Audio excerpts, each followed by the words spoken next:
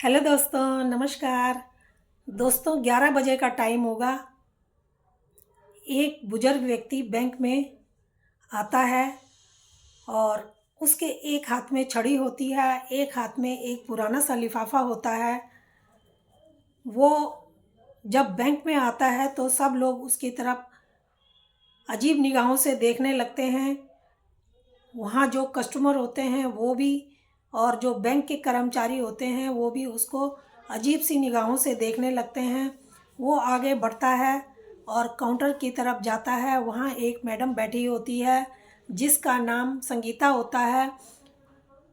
वो संगीता के पास जाते हैं और उसको वो लिफाफा देते हैं और कहते हैं कि बेटा देखना, इसमें से पैसे का लेन देन नहीं हो पा रहा है। वो कहती है कि बाबा इसमें आपके पैसे होंगे ही नहीं तो कैसे होगा, अभी मेरे पास टाइम नहीं है, अभी थोड़ा आप वहाँ पर बैठिए, मैं आपको बाद में बुलाती हूँ।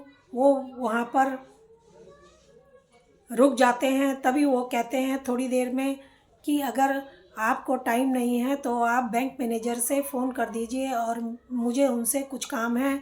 संगीता ना चाहते हुए भी बैंक मैनेजर को फ़ोन करती है और बताती है कि एक बुजुर्ग व्यक्ति आपसे मिलना चाहता है। वो जब कहते हैं कि उसका अकाउंट भी यहाँ पर है कि वो ऐसे ही आया है, वो उस बुजुर्ग व्यक्ति को अंदर से देख लेते हैं। वो बुजुर्ग व्यक्ति कहते हैं अच्छा इनको थोड़ा बैठाइए, और कुछ देर बैठकर ये अपने आप ही यहाँ से चले जाएंगे। वो बुजुर्ग व्यक्ति वहाँ पर बैठ जाते हैं। उनका नाम हरपाल सिंह होता है। जब 1 घंटा हो जाता है बैठे बैठे तो वो वहाँ से उठते हैं और बैंक मैनेजर के पास जाने लगते हैं। बैंक मैनेजर उनको देख करके अपने केबिन से बाहर आता है और उनसे पूछता है बाबा आपको क्या काम है। वो कहते हैं कि बेटा मेरा पैसों का लेन देन नहीं हो पा रहा, ये मेरे पास लिफाफा है, इसमें ही वो कागज़ हैं। वो कागज़ को टेबल में बाबा रख देते हैं और कहते हैं इन इसको चेक कर लो। वो कहता है कि आपके अकाउंट में बाबा पैसे ही नहीं होंगे, तभी इसमें लेन देन नहीं हो पा रहा है। वो कहते हैं एक बार देख तो लो। वो कहता है कि ठीक है आप रख दो, मैं बाद में देख लूँगा, और उसको एक साइड सरका देते हैं और बैठने को कहते हैं। बाबा वहाँ बैठा होते हैं। तभी वहाँ बाहर से एक लड़का आता है। वो बैंक का ही कर्मचारी होता है लेकिन वो छोटी पोस्ट पे होता है। उसका नाम पवन होता है।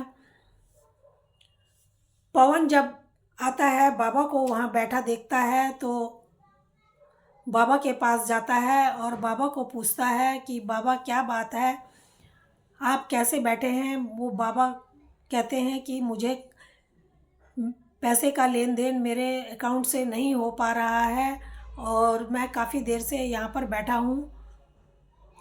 वो मैनेजर के पास जाता है पवन और मैनेजर को सारी बात बताता है। मैनेजर कहते हैं उनको बैठा रहने दो, अपने आप उठ के चले जाएंगे, मैंने ही उनको वहाँ बैठने को बोला है। अब और तुम अपना काम करो, तुम्हें इस बात से कोई मतलब नहीं होना चाहिए। पवन जाता है अपनी सीट पर और वहाँ पर जा कर के बैठ जाता है, अपना काम कर देखने लगता है। बाबा को जब काफ़ी देर हो जाती है वे फिर मैनेजर के पास जाते हैं। मैनेजर को कहते हैं कि आप मेरा लिफाफा एक बार देख लीजिए, इसमें से पैसों का लेन देन नहीं हो पा रहा है। वो बाबा का लिफाफा एक तरफ सरका देते हैं और कहते हैं कि इसमें जब पैसे ही नहीं होंगे तो लेन देन कैसा होगा। नहीं लेते वो बाबा का लिफाफा, और बाबा जाते जाते बाबा कहते हैं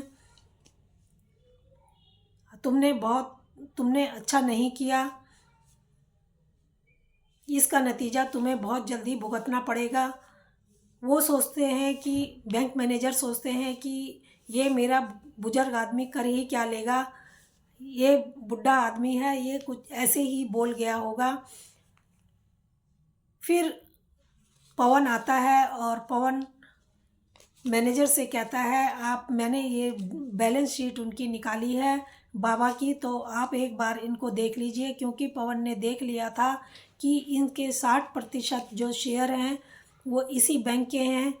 तो इस तरीके से तो ये यहाँ के मालिक हुए। मैनेजर उसकी तरफ भी ध्यान नहीं देते और उनकी जो बैलेंस शीट होती है उसको एक तरफ सरका देते हैं। अब दूसरा दिन होता है, दूसरे दिन फिर बैंक खुलता है। बाबा वहाँ जाते हैं एक आदमी को लेकर के, जो जिसने सूट बूट पहन रखा था और उसने एक टैची उठा रखी थी। ब्रीफ केस था जो उस आदमी के हाथ में था। वो बाबा के साथ जाते हैं। बाबा को देख करके बाबा फिर मैनेजर को अपनी तरफ आने का बुलाते हैं, आने का इशारा करते हैं। मैनेजर आते हैं। बाबा कहते हैं कि कल तुमने मेरे साथ जो किया बहुत बुरा सलूक किया, आज से तुम इस पद पर नहीं रहोगे और इस पद पर अब पवन बैठेगा। वो कहता है, मैनेजर कहते हैं कि तुम कौन होते हो मुझे इस पद से हटाने वाले।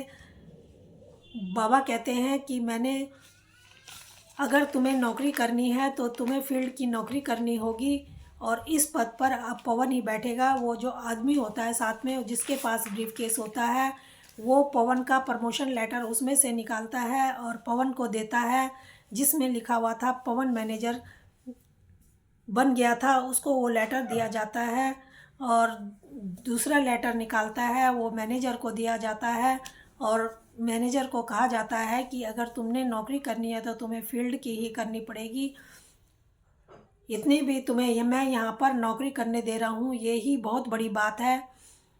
फिर बाबा